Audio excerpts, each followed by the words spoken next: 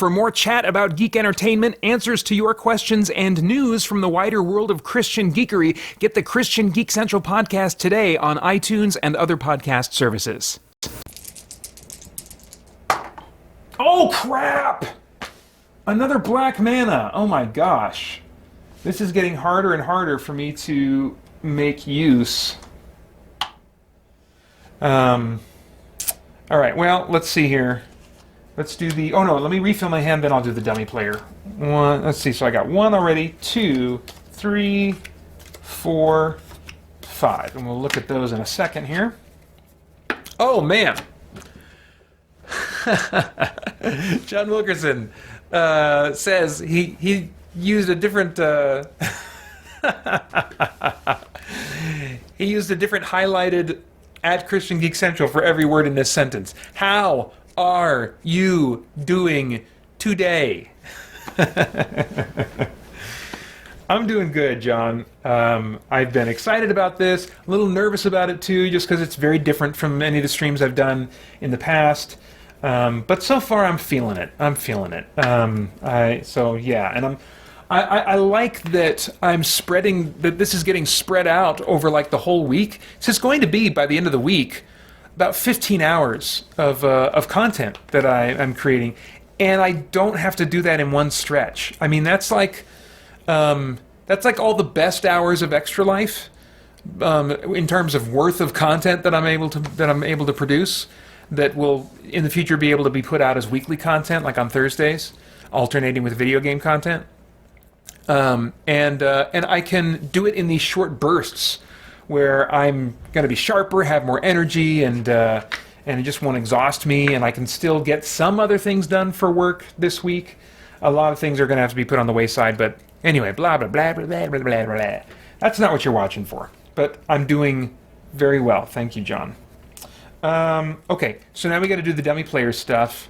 So that's 1, you draw 2, and then 3 cards. The last card was a white color. He doesn't have any white crystals, so that just goes into the discard pile. And now we're back to my turn again. And let's take a look at my hand here, what I have kind of to work with. It's hard to get them all on the camera. Here, I'll just put that there. I want to get a drink, but put them out so you can see them while I do that.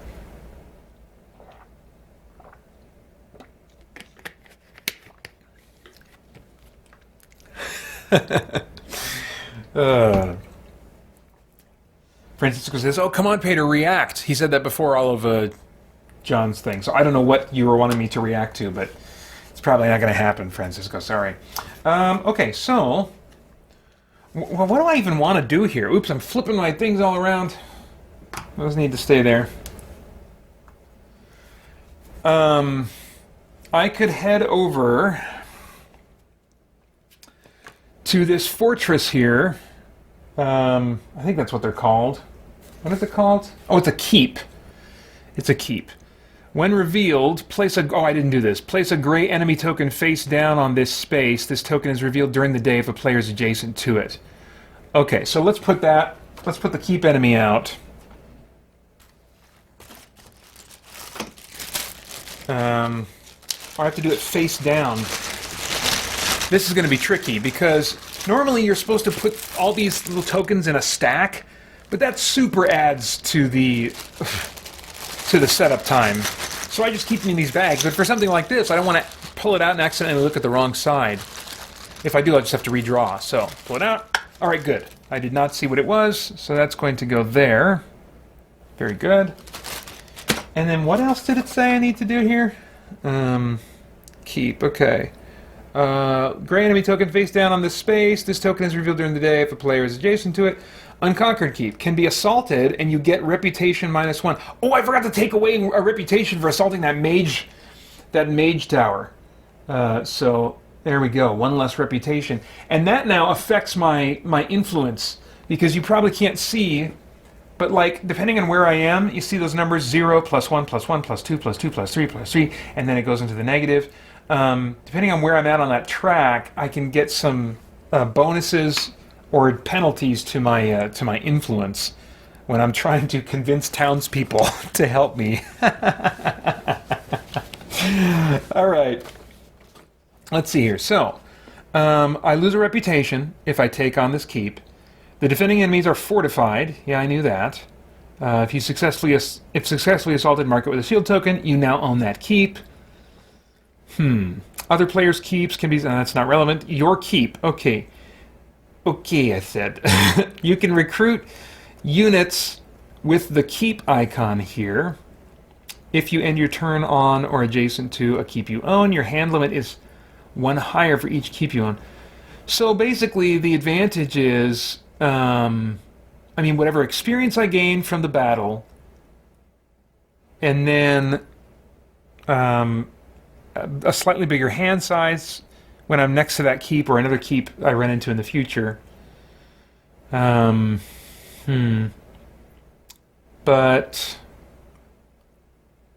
and then I can buy units that are from.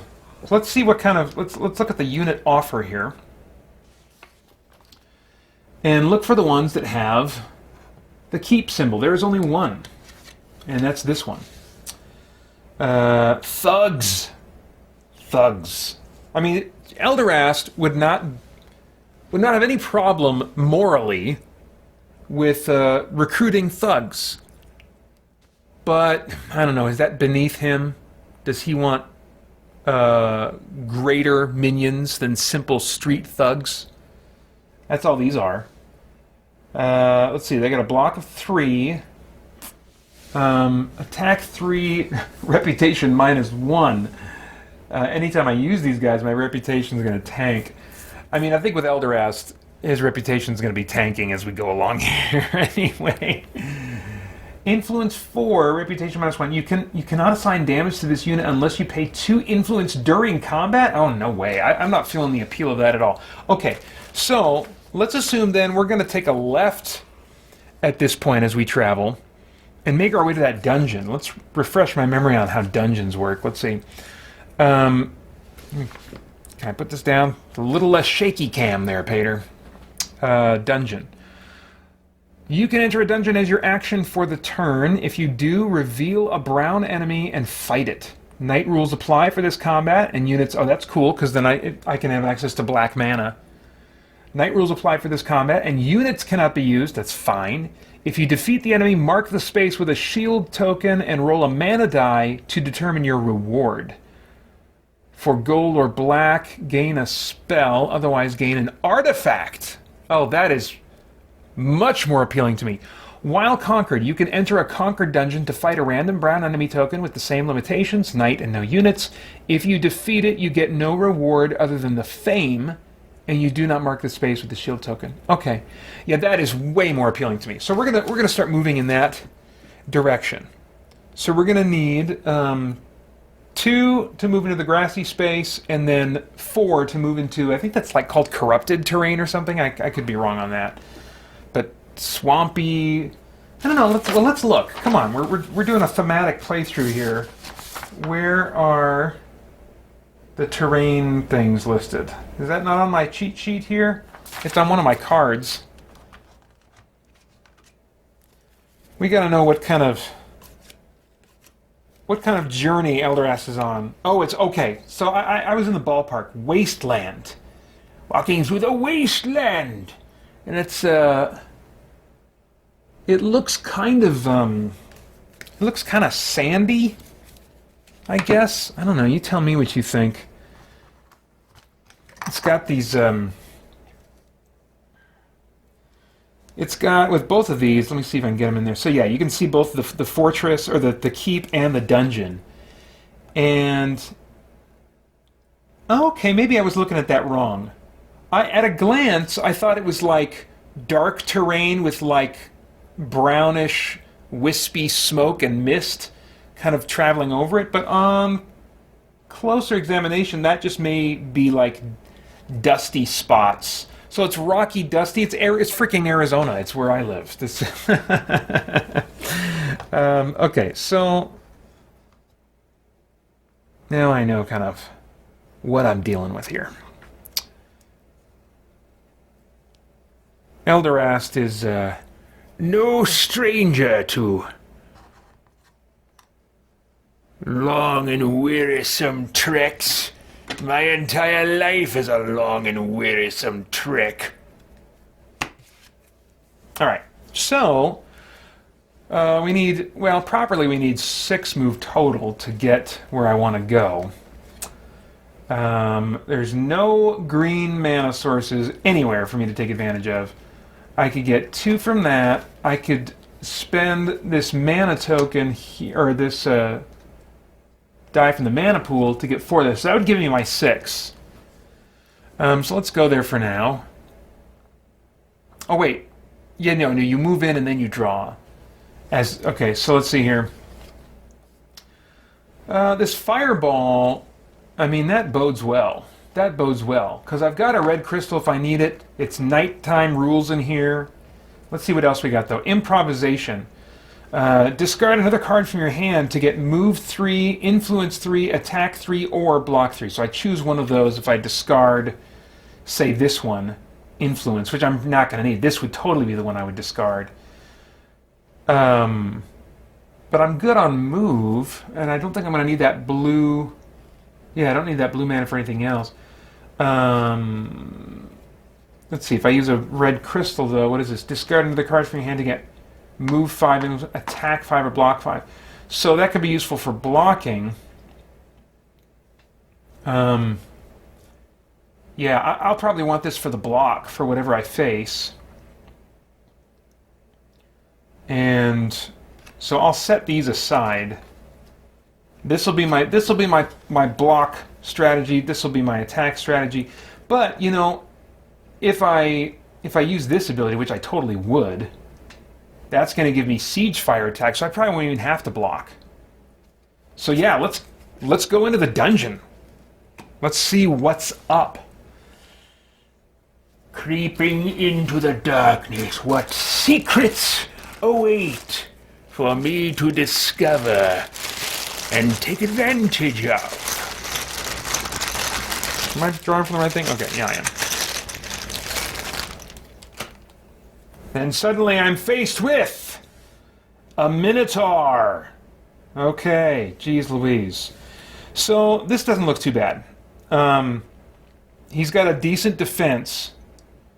If he does get his attacks through to me, he has brutal, which means that I only have to gather together a block value of 5.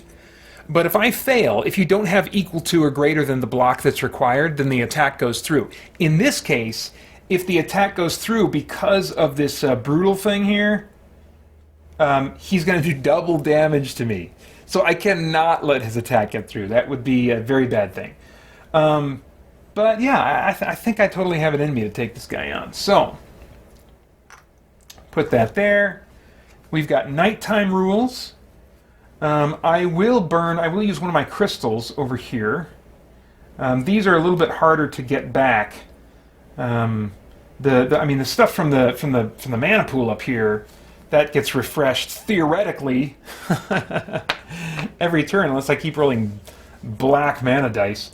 But yeah, I've got a crystal here to burn on this, so that goes away, and I get. Oh, hold on a second. Hold the phone. I don't need to do this. As appealing as it is to just go full bore into this guy, I already have with this. I don't have to take a wound, is what I'm saying. So I still have to spend one of these guys. Oops, I accidentally grabbed the white one. So I still have to spend one of those red ones to just do the normal version of Fireball. I don't need to take a wound yet because it does fire. It does 5 fire attack, and that is enough. He doesn't have any special resistances or anything. So yeah, this dude is toast. That goes in his face, and my card goes into my discard pile, and then I get 4 fame. Nice. Okay, so that means I'm going to move up on my fame track here. 1, 2, cha-ching! 4. Now, I'm trying to remember when I level up. I think, is that at the end of the round or the end of my turn? Let's see here. End of turn. Return and reroll mana dice. Next player, do force withdrawals, discard played cards, claim your prominent rewards. Oh, and process. Okay, so it does happen at the end of my turn. Sweet! Oh, and claim my combat reward. Well, that's going to include the dungeon reward here, right? Which is I roll a mana die, and I'll just use. Well, no, I got a free one here. I'll just. We got a white. So what does that give me? Where is it? Gold or black, gain a spell. Oh! Oh! Gold or black, gain a spell. Otherwise, gain an artifact. Oh, yeah! These are like powerful cards up here in this little deck here that I'm not going to show you. What did we get? What did we get? Oh, this sounds totally like Elderast. Banner of Fear! It says, assign this to a unit you control. Crap. That sucks. Alright. Assign this to a unit you control. During the block phase of combat, you may spend this unit to cancel one enemy attack. If you do, Fame +1. Now, if I remember correctly, the more powerful version of this, I can't remember how you activate it. Up to 3 enemies do not attack this combat. Oh. Oh, yeah. I remember now. I remember. Unless I'm getting this wrong. But this is the rule I'm going to go by, because it's what I think is right. You can play this like a normal card for the ability on the top, but you can remove it from the game if you remove it from the game. You can play, I think, both the top and the bottom at the same time. So up to 3 enemies do not attack this combat. So that is cool. This one, the top part, I'm probably not going to have much use for. Maybe eventually. Up to 3 enemies do not. That's cool. I mean, Elderast, I typically play him as a glass cannon, not defensively, but hey, that's cool. I want it. I am blocking a lot in this game after all, so. Okay, so I took my fame, I took my reward. These go into my discard pile. And I think that's it. So my hand size still 5. Wait, no. But I gotta process my level up. So now, I think. Oh yeah, I get. I think one of these. One of these advanced action cards, and I get a new ability. So I don't. Yeah. I don't move my token yet. So, okay, sweet. Sweet.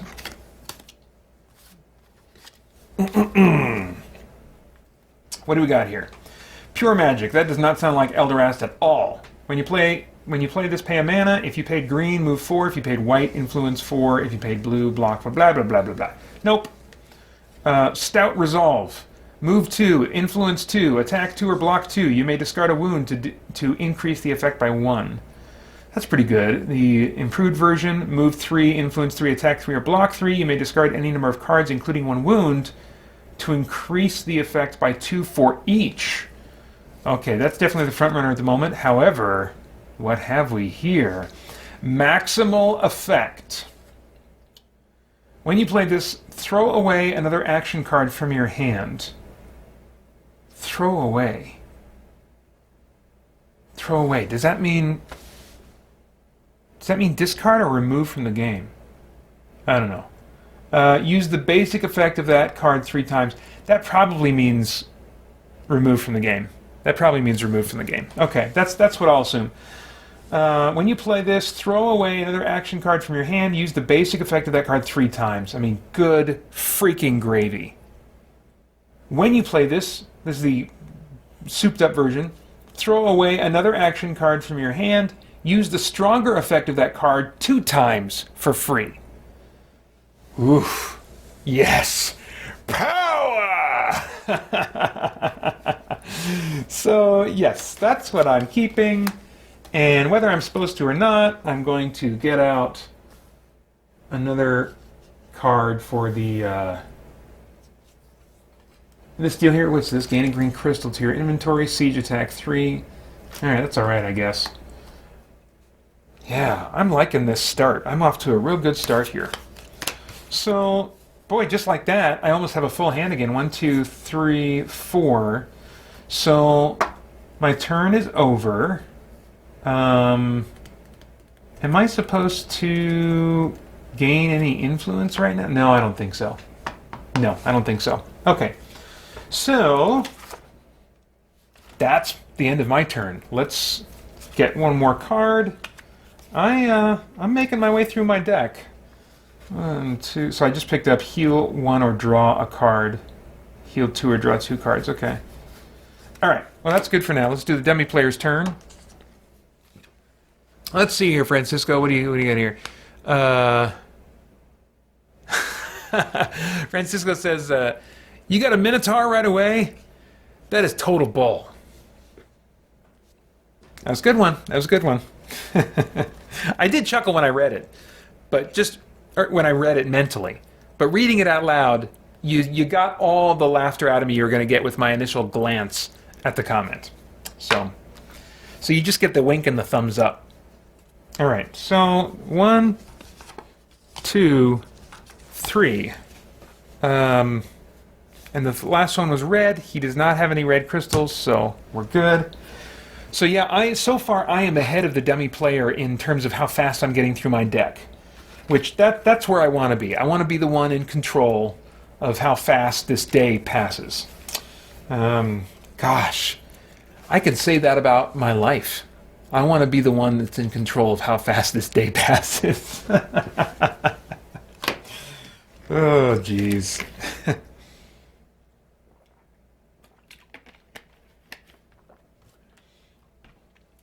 Now, Francisco and John, I know both of you guys know this, but for those that may be watching and are not aware, or watching this later and not aware, if a little thought pops into your head, like, oh, this is a Christian channel, but he's playing as like an evil character. He's talking about weird blood magic and stuff like that.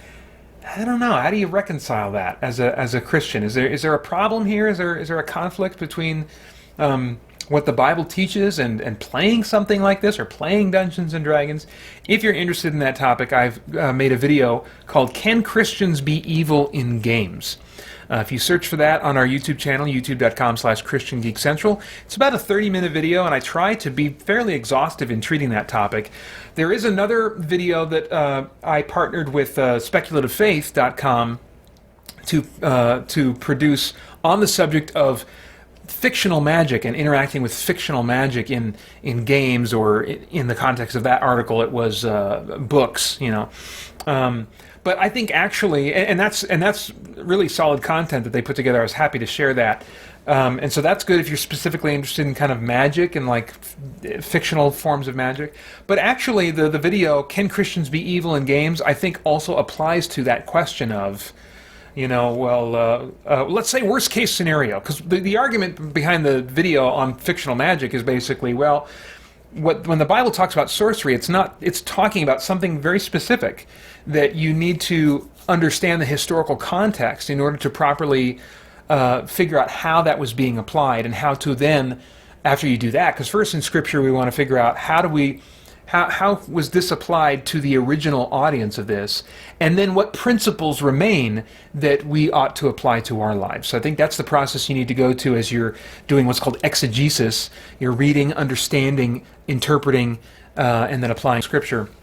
That's kind of the order that needs to go in, is figure out what this meant in its original context to its original audience, what was being communicated there, how they would have understood that, and then what principles remain that we ought to apply to our lives. So anyway, blah, blah, blah, blah, blah.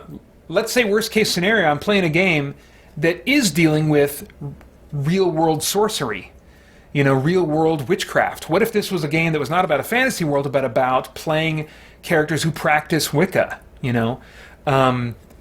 How should Christians navigate that? Should we just stay away from that stuff or not?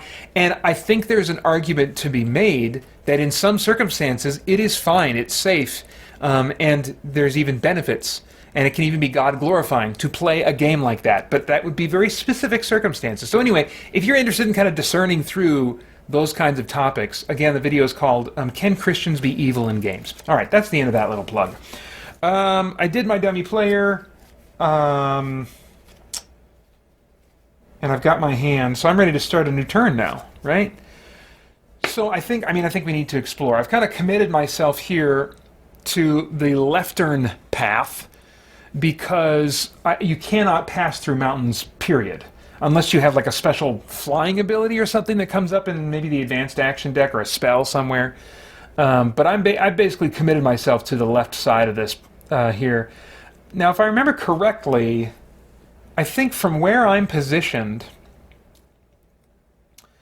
I can either... Well, yeah, okay. Let me just commit to finding the movement points to reveal. Oh crap! This might be a little bit tricky actually. Let's come back over here. I need 2 movement to reveal a new spot. I'm fine with getting rid of this heal one and playing it sideways for 1, but I need 2.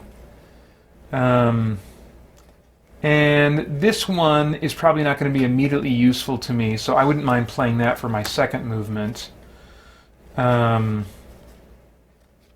Should we do that? I probably won't get around to playing this one either. I mean, geez Louise, that's really a commitment to play that card because you're permanently getting rid of a card in your deck. Influence, I don't know. It depends on what I discover. I think most immediately I will not be using this one for sure, so that I can use 1 movement for that. And I don't think I'm going to need heal for a little while, so I'm going to commit to spending these 2 for the movement points needed to reveal another area of the map. So I'm going to draw from my little pile way up here, and this is what we got.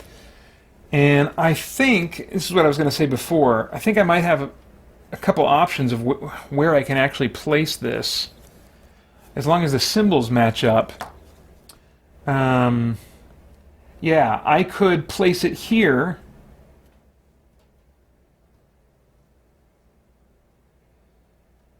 As though I'm moving directly to my left into this space, or if I'm going to move forward, I would need to place it here. I think I will place it right next to me.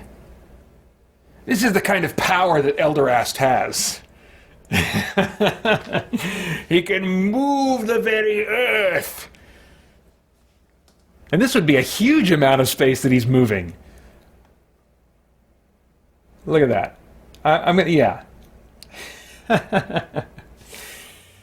I don't want this to be here. All of this space from horizon to horizon. I would rather it be over here. No, there may be a rule that I'm supposed to commit before revealing the tile, which space I'm moving into. I don't know, but that's how I'm doing it. Because that puts the village like right next to me, and there's some particular advantages. Now I do have to put, if I remember correctly, I have to immediately put out a token in this spot because that's like a marauding space. Let's see. Let's consult the text. When revealed, place. Let me see. A little less shaky cam, Painter. Come on now. Come on now. All right. When revealed, place a green orc enemy token face up on this space. So I get to see right away what I'm dealing with there. No one can enter a space that is occupied by an orc enemy token. So I can't move into that space. Orcs can be provoked into combat by a player who moves from one space adjacent to them to another space adjacent to them. So you can provoke them. That's I've forgotten about that. No one can enter a space that is occupied by an orc enemy token. Huh.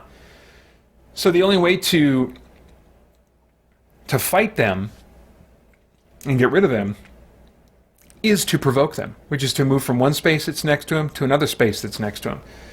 And there's no disadvantage to that. It's not like they get a first attack. Combat still rolls out like it normally does. You can... Oh, wait. Hold on. You can challenge orcs from an adjacent space as your action. Okay, so I don't actually have to move to get into a fight with them. Reward. If you defeat the orcs, discard their token and gain reputation +1. Alright, yeah, because, you know, the nearby townsfolk, they don't like orcs rampaging across their land. And so when they hear that someone has killed them, then that someone is a little more special to them. And Elderast will be the specialist of all. Now, yeah, I do want to move into that town space. Let me remind myself why I would want to do that. Here we go. Let's see here. Where is it? Where is it? Village. Village. All right, here we go. Units with the village icon can be recruited here, so I can check and see what my options will be in a moment.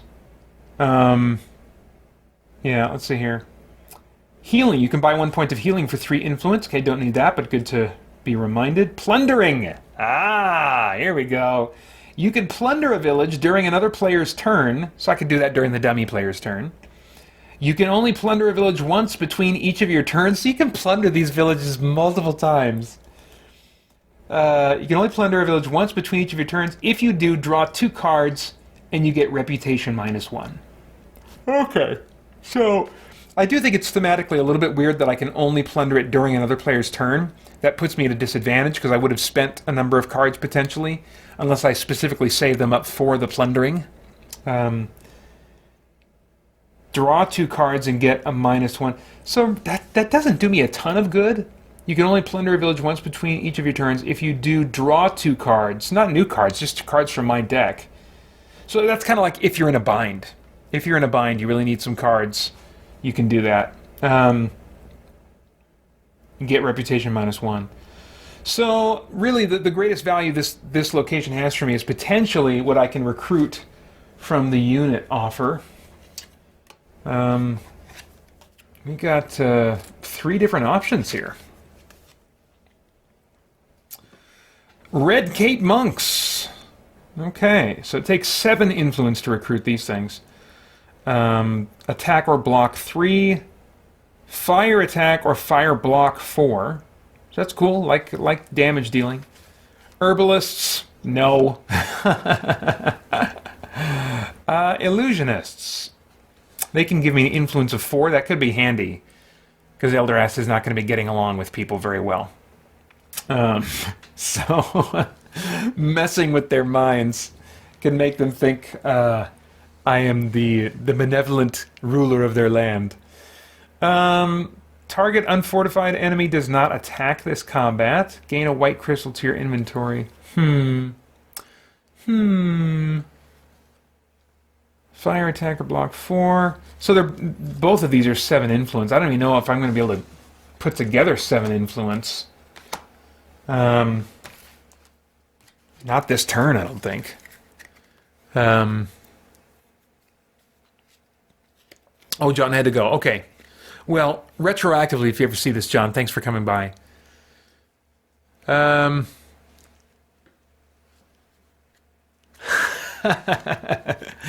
Francisco says, Elderast might be a closeted Christian if he has the faith to move mountains. I don't think so. I don't think he is, Francisco. I think that's just a fluke that he's able to do that. All right. So,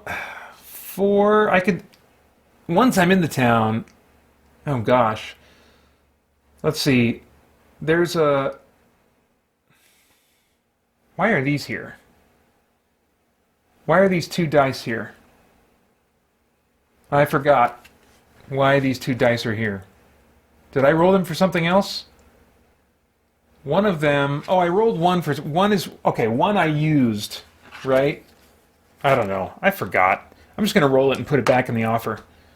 There. Okay. Green. So I can't do it this turn, because I need 2 movement to get into that space. I can get... I can totally just waste a lot of movement right now. So I'm just going to wait. The dummy player is a bit behind me, making his way through his deck. It was enough to reveal that for now. And I'll discard these 2 cards. And I re-rolled that green one. Let's re-roll this white one. Oh, good. Red. All right. So a pretty good chance I'll be able to make use of that. And then I have 3 cards already, so then 4 and 5. And then let's do dummy player. He's going to go 1, 2, 3. And his last one was green, and he does have 2 green crystals, which means, oh my gosh, he draws 2 more cards. He only has 1 card left in his deck. So suddenly, he is racing ahead of me in terms of how fast he's making it through his deck. All right, yeah. And I gotta remind myself what happens here. I think in solo play, when I don't know, I'll make something up when I get there. So now I definitely have more options. There's a move of 4 potentially. If I could, can I get a blue mana from somewhere? I don't think I can get a blue mana from anywhere. So this is going to be a move of 2. Let's see. And I don't have any other... Oh, let's see. If I discard another card from your hand to get... I could get move 3. Well, I just need 2 to get into the village, right? So let's not overdo it here. All right. So that's going to put me in there, and now I got to figure out, can I get 7 influence out of these cards? I do have 1 white crystal, so I could do 4, and then, gosh, if I really want to, I get 4 from there, and I could play all 3 of these side. Wait a minute, no, I get 1 influence, plus 1 influence because I am doing decently on my reputation track right now. So I actually only need 3 more influence, assuming I spend this crystal. Yeah, okay.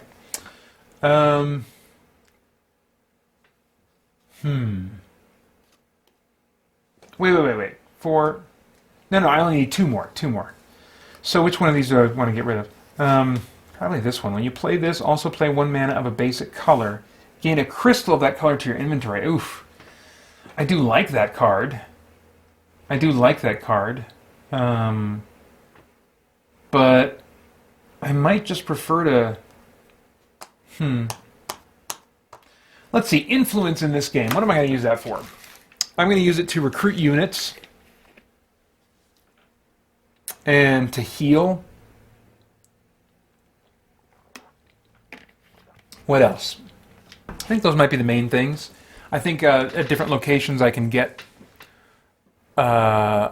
things for influence, like spells. So I like the idea. I kind of am thinking that I might be okay on damage dealing for the moment. Let's see here. Influence 4. I could definitely put that to use. Target unfortified enemy does not attack this combat. Gain a white crystal to your inventory.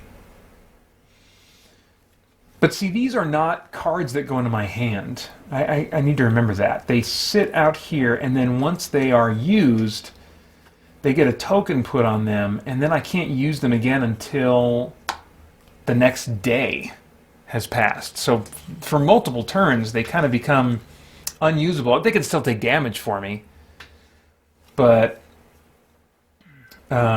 which, believe me, if I have units, they will take damage for me. And yet I'm always drawn to just raining down destruction. Attack or block 3. Yeah, feeling... But you know what? This, I'm not going to use that frequently. Influence 4 in a pinch could be really useful. In a pinch. Yeah, I think I'm going to go with that. So, yeah, let's go ahead and do this. So I moved in there successfully. I got my influence 4 for paying with the crystal that I'm paying here. This is a nice card, but it'll come back around. And I got 2 red crystals that I can use for stuff. Oh, wait a minute. Well, yeah, because I want to... Okay, so 4, 5 from my fame, and then 6, 7. So this one I'm not eager to play. This one I want to keep handy. This is pretty versatile. All right, so I'll keep that in my hand. And nice. So, illusionists, how would you like to travel with one of truly great power? I think that they would like to travel with one of truly great power. I think they would like to learn from Elderast. Now, I don't have a ton of room. Normally, you don't put these tokens on here until they're actually spent, but I'm going to keep them in the upper left corner because I just don't have quite as much room as I might like. But yeah, there's that. Nice. Okay. Oops, these are spilling a little bit here. Good. Good. All right, so there goes all that. Into my discard pile. And gosh, can I redraw a full hand? 1, 2, 3, 4. I can't. So I need to remind myself what happens here.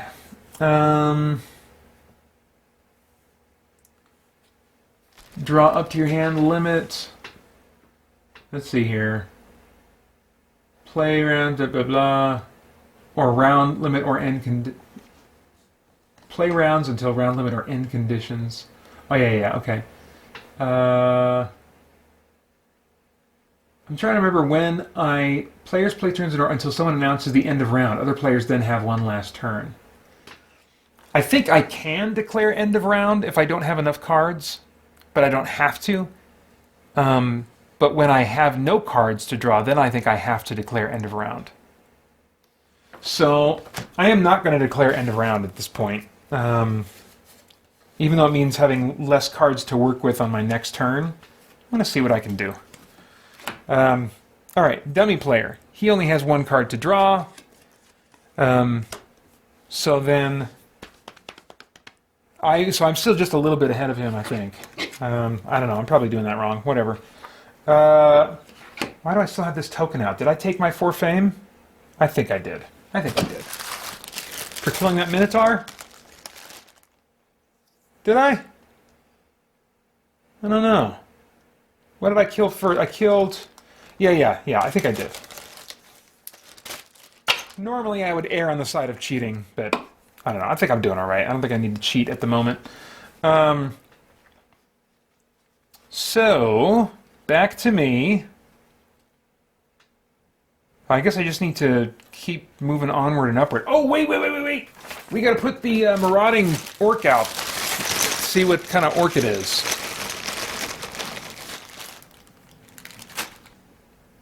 It is... Oh, we got to find out the name of this guy. What in the world? I'm betting Orc Shaman. That's what that looks like. Orc Shaman. Think so? What else could it be? Oh, no. Orc Summoner. Yeah, I should have guessed from the dungeon token. So, like the illusionist, he will summon some other monster to do his attacking for him. Okay. So, let's see, I get a reputation, right, from taking one of those guys out? If I move up just one on my reputation track, then I get an extra influence, and so that would be good to do at some point. But I think for now, I just want to reveal another spot on the map.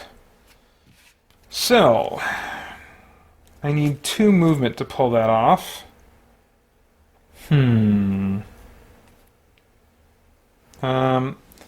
I probably just need to...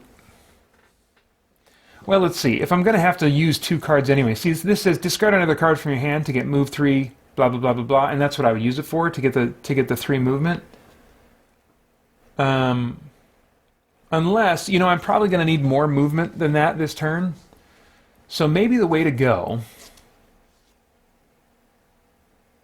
What is this? You can use one additional mana die from the source this turn. If that die is black, use it to produce mana of any color. So that's a good nighttime thing. Oh, these should not... Oops, I had some black mana die sitting in the pool. They should not be there unless it's nighttime. Take 2 mana dice from the source and set them to any color except gold. Gain a mana token. Oh, I don't have any white crystals, so yeah, no, this is not really an option right now. I think I like this one. Threaten. Gives me influence +2. And that's just a standard variety threat. You know, no harm to my reputation. But if I go full bore and use my arcane energies to truly create something threatening, then at the end of the turn, my reputation's taking a hit. I like that. Let's see. Yeah, I think I'm going to go with the powerful version of improvisation. Discard another card from your hand to get move 5, influence 5, attack 5, or block 5. So the one I'm going to discard, I think, is the mana pull. I don't think that's going to be as useful to me in the near future as much as these other ones might be. So let's come back over to my play space here.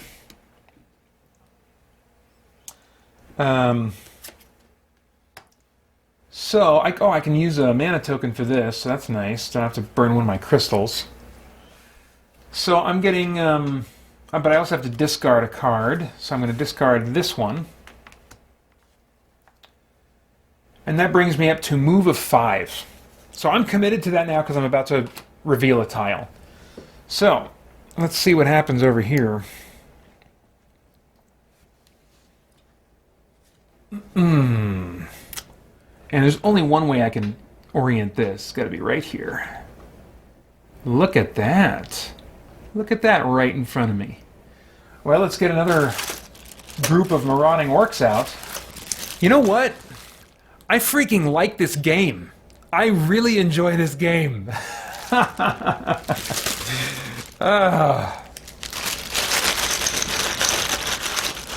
Let's see here. Can I read Francisco from here? Francisco says, by the time you read this, I am gone.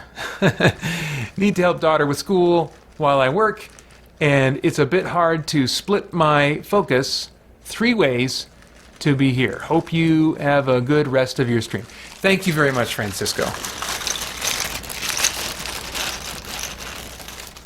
All right, what do we got? Oh, dang.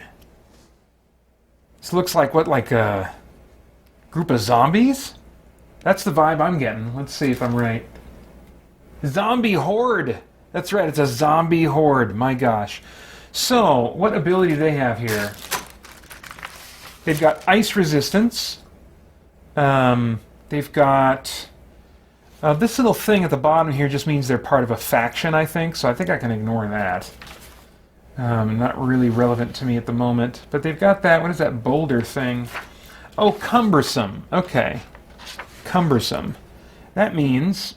in the block phase, you may spend move points. For each move point spent, the attack is reduced by 1 for the rest of the turn. Oh, interesting. An attack reduced to 0 is considered successfully blocked. So, in other words, they're so slow and cumbersome that if I move, I can avoid their attack, right? Very cool. See, this is... I love this stuff. There's so much going on mechanically in this game, but almost everything really... satisfactorily is married to the theme. The mechanics married to the theme, you know. You can see how there's a one-to-one relationship, and I love that. In part because it is thematic, and you know it's part of the fantasy, the imaginative experience that I'm having. But it also, for me, makes rules easier to remember if they are tied to the theme in a way that makes sense. I'm like, oh yeah, okay, this, you know, yeah. Oh, and that's nice. So you got 3 different fists over there. That means that there are 3 different attacks that I will have to deal with separately, all coming in. So I can't remember exactly how that plays out. If I need to if I can't get blocked together for all of them. I don't know. I don't think I'm going to have to deal with it, though. These guys are going to go over there.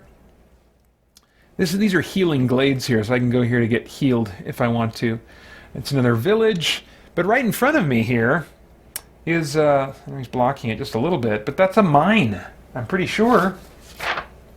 Let's consult the text and find out. Oh, you know what I got to do really quick, though? Well, no. Well, yeah, let me do that really quick. I got to stop and restart my recording so my files later on are not huge to edit. Okay. Let's see here. Yeah, oh, the mine. Sorry, I got distracted because I realized that... see, this is what I'm talking about. I'm thinking about streaming-related stuff. Can't keep it all in my head. Crystal mines, right here. Let's minimize shaky cam if I can. Here we go. Okay. Mining. If you end your turn on a mine, gain 1 mana crystal of the color of the color that the mine produces to your inventory. So I don't even have to try. I can just end my turn there and get a crystal. Well, that seems like a good thing to do. Yeah. Yeah, I think I'll do that. Oh, did I... I think I was supposed to put one of these shields next to that dungeon that I defeated. So I know that I've already done that dungeon, and I can't get another artifact there. Okay. Alright, so...